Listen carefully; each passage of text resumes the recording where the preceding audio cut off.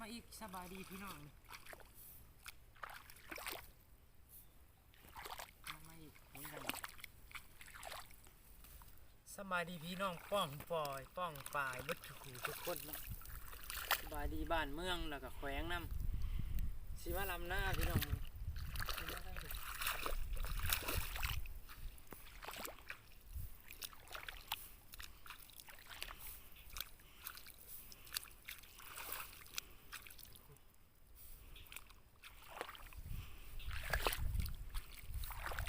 โอ้ยลำหน้ากับคนลำหน้าตัวเดียวพี่น้องเลยอะไรอะไร